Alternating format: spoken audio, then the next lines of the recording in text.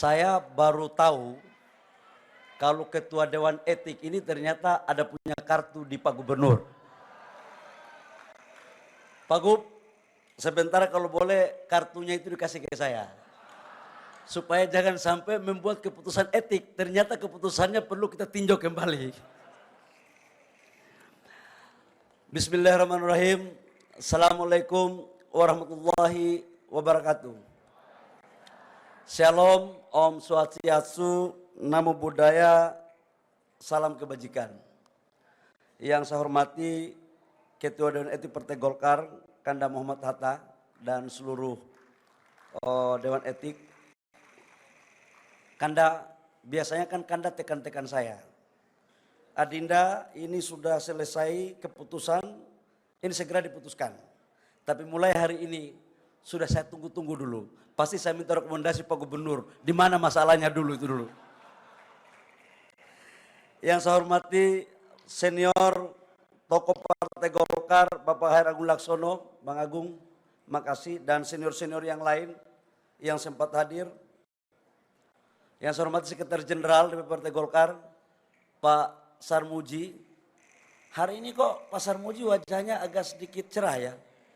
Karena melihat kader Partai Golkar DKI Jakarta yang imut-imut kali gitu ya. Bendahara Golkar Ibu Sari Yulianti yang lagi top. Sejak jadi bendahara umum DPP Partai Golkar langsung pakai jilbab. Karena dia tahu ketua umum Partai Golkar mantan ketua umum HIPMI, jadi tahu kelakuannya. Yang saya hormati Pak Wakil Ketua Umum Pak Adis Kadir, sekaligus Wakil Ketua DPR RI. Saya lihat sibuk terus ini teman-teman. Pak Aceh, Wakil Ketua Umum, Wakil Gubernur tanpa pilkada. Satu-satunya gubernur yang punya pasukan Letnan Jenderal. Tanpa mengeluarkan rekomendasi dari partai politik. Dan tidak ada barang itu yang keluar. Masuk barang ini, masuk. Pak Dito yang saya hormati sebagai Menteri dan Ketua Bidang DPP. Ibu Kristina, Dapil DKI Jakarta yang kalah. Yang sekarang jadi wamen. Jadi ada hikmahnya, jabatan itu nggak mesti kalah terus berakhir. Nah, saya juga pernah merasakan kegagalan kok. Tapi yang terpenting adalah kegagalan mampu kita bangkit untuk mencapai apa yang kita inginkan. Pak Mustafa kok senyum ya?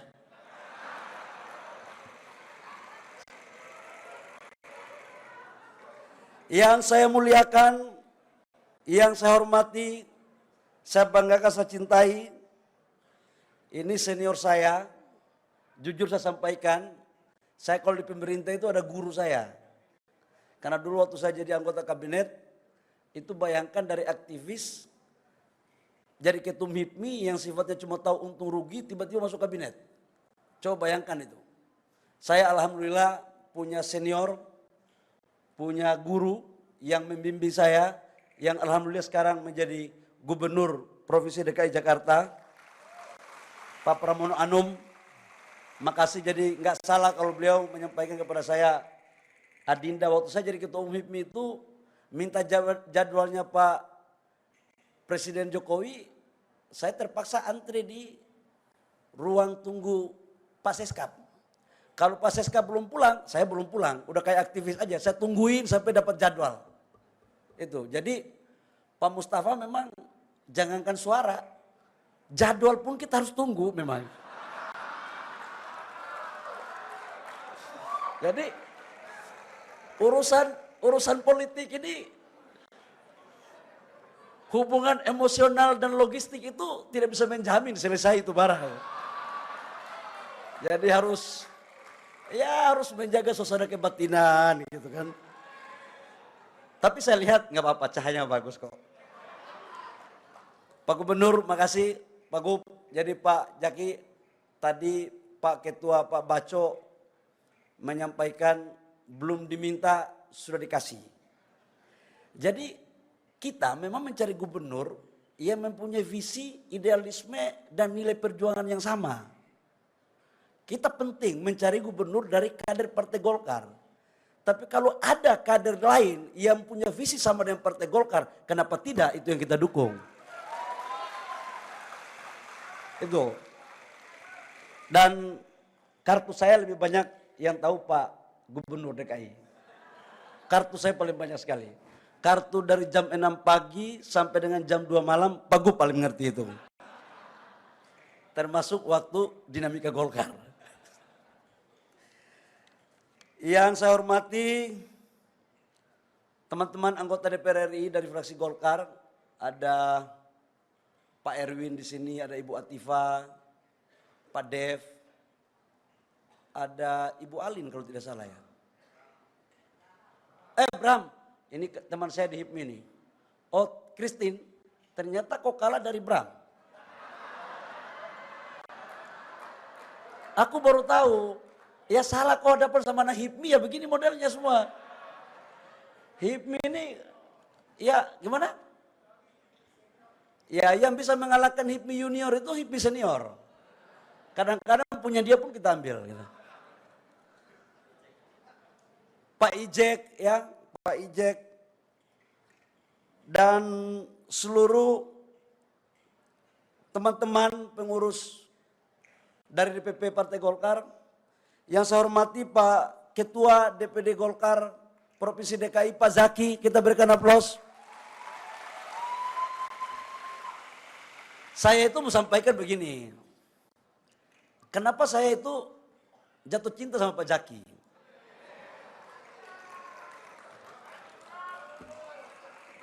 Jadi waktu mau proses Munas, terjadi ketika Ketua Umum mengundurkan diri, dan lapangan pertandingan dibuka, ya sebagai peserta yang siap berkompetisi kan harus mencari dukungan.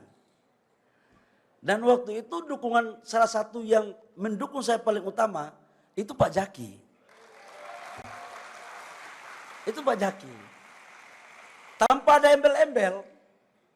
Ya jadi kalau hari ini saya berposisi untuk melindungi semuanya, tapi melihat Pak Zaki wajahnya lebih ceria, ya wajar saja. Gitu.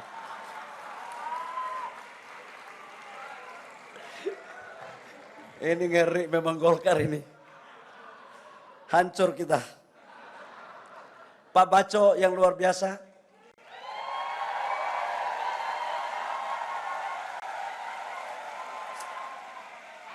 Saya baru tahu rahasia suksesnya Musda ini. Ternyata Pak Baco belajar sama anak-anak HIPMI Jaya. Tapi masih ada yang kurang Pak Baco.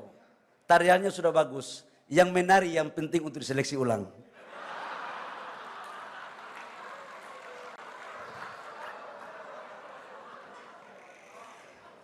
Dan seluruh teman-teman pengurus DPD Golkar DKI Jakarta, anggota fraksi DPRD DKI Jakarta yang luar biasa, saya anggap kalian adalah petarung pejuang pada saat pemilu kemarin. Top.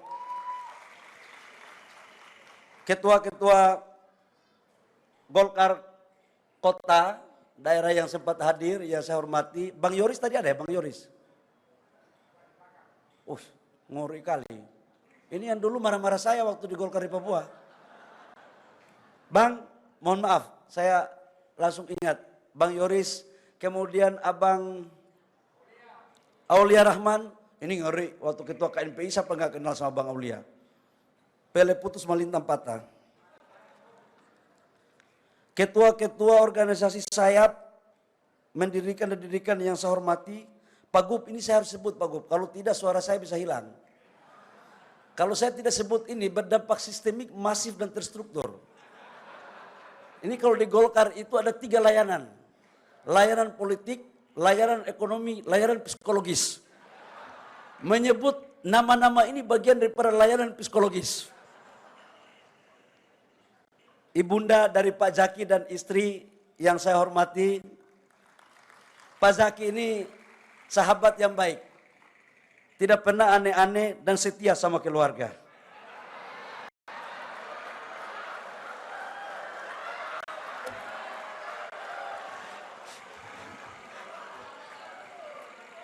teman-teman partai di DKI yang saya hormati, Bapak Ibu semua yang saya hormati, yang mohon maaf seperti bersatu. Ya beginilah kalau kita musda ada gubernurnya Pak Pram. Jadi suka membawa dalam sebuah jok-jok politik tapi mempunyai makna yang substantif. Kadang-kadang saya berpikir politik ini jangan terlalu serius. Kalau dulu kan tokoh politik yang hebat itu kalau pidatonya paten. Menurut karangan dan teori ini. Kalau sekarang kelihatannya harus mulai ada perubahan. Jadi serius, santai, dinamis, elastis, tapi menukik. Karena kalau tidak menukik, diambil sama yang lain barang itu. Bapak Ibu semua, saya ucapkan selamat kepada Pak Jaki atas musdanya hari ini. Musda adalah forum pengambilan keputusan tertinggi di tingkat DPD 1. Dan musda tidak hanya diartikan sebagai hanya memilih ketua umum. Karena itu yang saya muliakan Pak Mustafa Raja, sahabat saya. Aplaus dulu, beri dulu dong. Ini ketua DPP Partai Golkar. Ketua. Baru kali ini kan jabatan ketua. Sebelumnya belum kan? Oh. Insya Allah selangkah lagi akan jadi anggota DPR RI. Cita-citanya kan menjadi anggota DPR RI. Bukan menjadi ketua DPD Golkar, bukan. Loh. Jadi itu akan kita dorong ke sana nantinya. Tapi kalau jadi ketua DPD Golkar, paten juga gitu loh. Bapak Ibu semua, Golkar dalam konteks musda melahirkan 3 poin penting. Pertama adalah mengevaluasi program kerja periode 2020-2025. Yang kedua adalah mengevaluasi program kerja dan menyusun program kerja masa periode 2025-2030, termasuk dalamnya adalah rekomendasi. Dan yang ketiga adalah memilih ketua yang baru. Ini esensi dari musda. Dan atas dasar karena musda adalah sebagai forum konsolidasi, maka saya ingin menambahkan tidak hanya pada 3 konteks itu, tapi forum musda ini dijadikan sebagai konsolidasi total. Konsolidasi struktural dan konsolidasi internal dan eksternal. Kenapa saya harus sampaikan hal ini? Dalam berbagai dokumen di Golkar, literatur, pelajaran-pelajaran dari para senior kita yang telah mengantarkan kita bahwa tidak akan mungkin Golkar survive seperti sekarang kalau tanpa adanya konsolidasi menyeluruh. Dan konsolidasi ini harus dilakukan setelah ini mengganti ketua-ketua DPD kalau memang sudah tidak mau atau kalau yang tidak berprestasi. Kemudian pengurus-pengurus kecamatan sampai dengan kader-kader di tingkat kelurahan di bawah. Yang berikut adalah kondisi sekarang ini berbeda dengan tahun 2019-2014 dalam pemilu. Kalau dulu kampanye kita masih banyak melibatkan massa yang banyak. Itu penting dalam rangka meningkatkan percaya diri. Tapi jauh lebih dari itu adalah bagaimana kita mendorong untuk memanfaatkan digitalisasi. Ini penting sekali. Dan satu hal dalam berbagai kesempatan ketika saya membuka musda, kalau teori marketing itu sebelum kita menawarkan produk kepada konsumen, kita harus tahu dulu maunya konsumen ini apa. Usianya bagaimana. Nah, sebagai informasi bahwa pemilu di 2029 nantinya itu pemilih usia muda 17 sampai dengan 50 tahun itu rata-rata 72%. Jadi besok partai siapa yang mampu meraih simpati dari anak-anak muda, maka dia yang akan memenangkan pertarungan politik di 2029. Ini yang harus kita lakukan. Hal yang lain yang saya mau sampaikan adalah DKI Jakarta ini sebagai etalase, sebagai tempat tempat provinsi yang dihuni oleh seluruh elit politik yang ada di bangsa. Orang-orang pintar semua ada di sini. Orang-orang kaya semua ada di sini. Pejabat, dari pejabat sampai mantan pejabat yang mau jadi pejabat, semua ada di sini.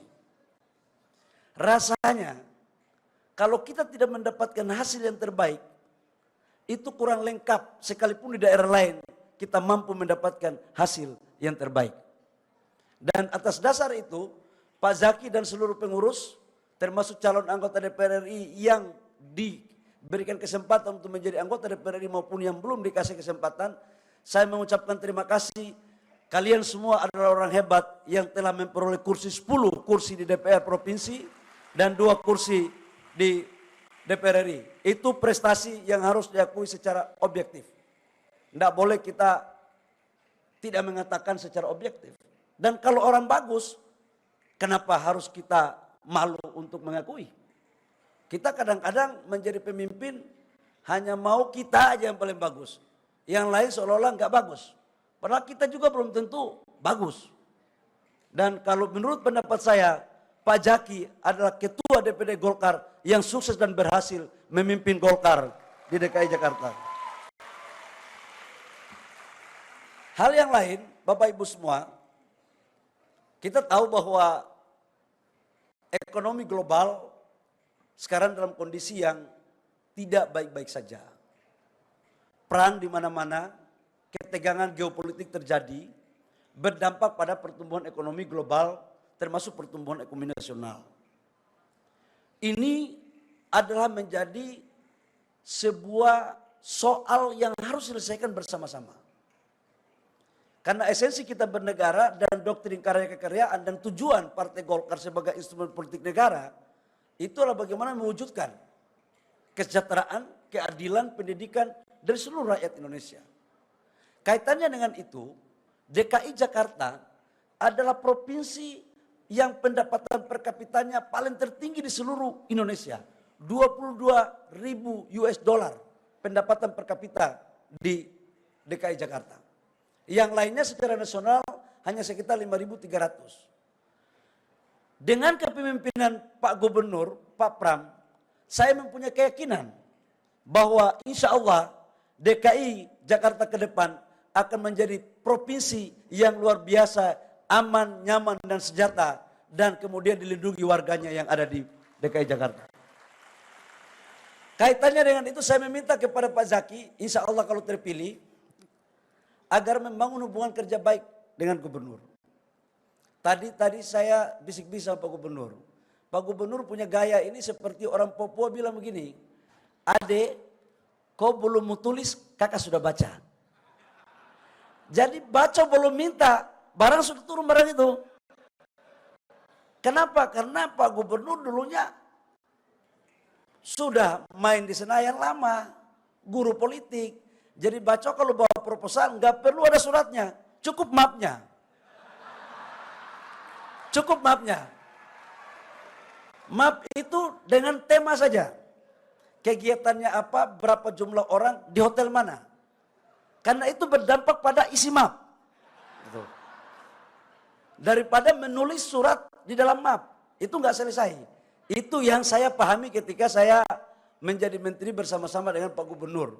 Karena ini ketua kelas dulu, ketua kelas. Jadi dulu sebelum kita olah barang itu, kita tanya dulu, cuaca bagaimana?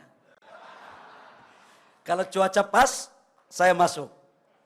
Kalau cuacanya belum pas, saya olah dulu, olah. Jadi kalau olah-olahan kayak baco begini, ya pernah kita lakukan bersama-sama juga baco kira-kira. Saya pikir demikian karena sudah mau maghrib, tidak boleh kita pidato terlalu lama, nanti Tuhan marah. Saya terima kasih, saya ucapkan selamat bermusda. Semoga semuanya berjalan baik. Pak Sekjen semalam sudah melakukan komunikasi yang baik dengan Pak Mustafa. Jadikan forum kompetisi dengan slogan bertanding untuk bersanding. Kalau kita teori sapu lidi. Kalau fight, kompetisi itu penting. Itu penting, bukan nggak penting. Gimana mungkin orang punya daya tarung ada, jiwa petarung ada kalau nggak diajak untuk berkompetisi. Dan memang dari awal saya katakan mazhab saya adalah mazhab kompetisi. Tapi kompetisi itu bukan berarti semuanya harus berakhir dengan gontok-gontokan. Kalau ada yang bisa dikomunikasikan, dikomunikasikan. Karena kita ini memilih ketua Golkar, bukan memilih pribadi untuk kepentingan pribadi. Jadi setiap pemimpin Golkar, mau ketum DPP, pengurus, ketua DPD 1, DPD 2, itu adalah kader partai Golkar yang siap untuk mewakafkan dirinya, baik moral maupun material kepada partai. Jadi intinya adalah kebesaran partai, bukan kebesaran individu. Bukan kebesaran individu. Nah kalau partai besar, kita semua ikut besar. Kalau partainya, mohon maaf dengan dinamika yang tidak bisa kita kendalikan, yang rugi juga adalah kita sendiri. Yakinlah bahwa kalau ada yang lain mengatakan partai mereka sangat terbuka, saya pikir mereka juga belajar dari Golkar. Karena TBK ini kan Golkar duluan, gitu. Kalau tidak TBK, bagaimana mungkin saya dari Papua tinggal di pedalaman bisa jadi ketum Golkar? Gak mungkin kan gitu. Jadi dan wajar kalau ada yang belajar dari Golkar. Sebab apa? Partai ini partai tua, partai lama. Yang punya pengalaman panjang gitu. Lambangnya aja beringin. Jadi kalau partai lain bisa juga kita ayomi dalam rangka kebangsaan dan kenegaraan. Supaya politik ini harus dibuat baik semuanya. Saya pikir kader Golkar dan partai Golkar lahir untuk mewujudkan apa yang menjadi cita-cita para founder kita dalam membangun rakyat bangsa dan negara. Demikian, terima kasih. Kurang lebihnya mohon maaf. Wabillahi taufiq wal hidayah. Sebelum saya mengakhiri, saya izinkan saya untuk meneriakkan yel-yel partai Golkar.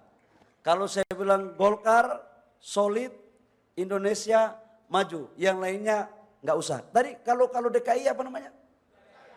DKI berjaya. Cukup sampai situ. Yang tambahan tadi itu olahan baco sama Ketua Zaki. Supaya ada keputusan di awal, maksudnya begitu. Ini kan ilmu kita juga, kita sudah pernah pakai ilmu ini semua. Ini. Tapi sur juga kita tahu ini lagi diolah, tapi sur juga dengarnya gitu. Saya pimpin yel-yel ya. Golkar! Di sana kurang kuat. Golkar! Golkar! Indonesia! DKI Jakarta!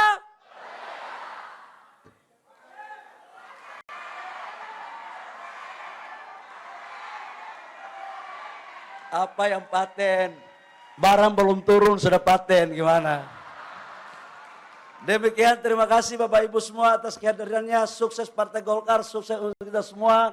Pak Gub, saya titip teman-teman Golkar di DKI. Semoga Pak Gub bisa membina dan bisa diposisikan dengan hati yang sama dengan rumah besarnya juga Pak Gub.